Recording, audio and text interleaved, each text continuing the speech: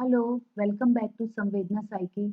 Today we are exploring into two critical aspects regarding practicals. First, how to prepare your practical file, and second, what to expect in your Viva examination.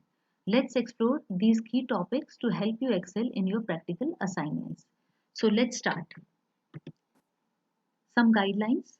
Make sure you regularly check the RC website for any updates regarding your practical classes and term and examination schedule.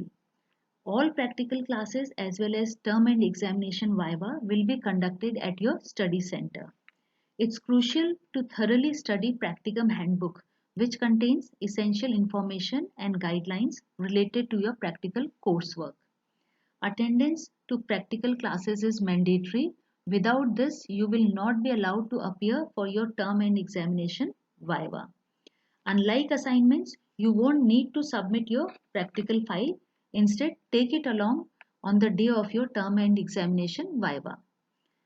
You will be required to write about 5 practicals as per instructions provided by your study center, and different study centers select different set of experiments.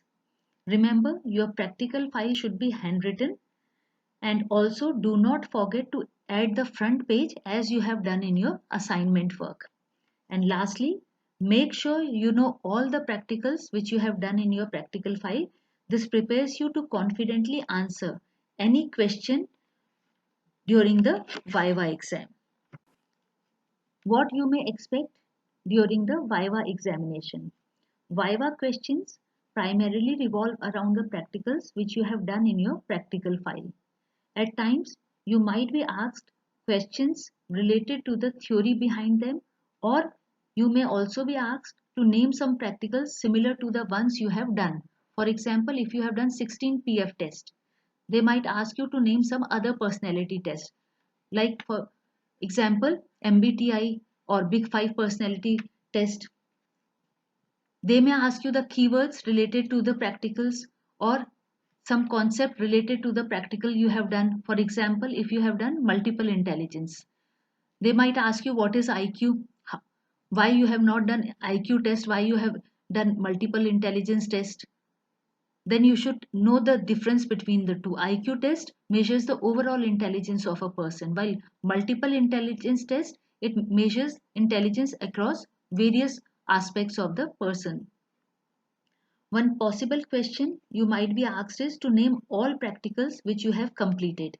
Make sure you are familiar with each one and can recall them easily during your Viva examination. Additionally, you might be asked to describe one or two practicals. This question can be asked in two ways. They may specifically name a particular practical, for example, Bhatia battery of performance, and may ask you to describe it. Or they may give you a choice. They may say, explain any one or two experiment which you have done.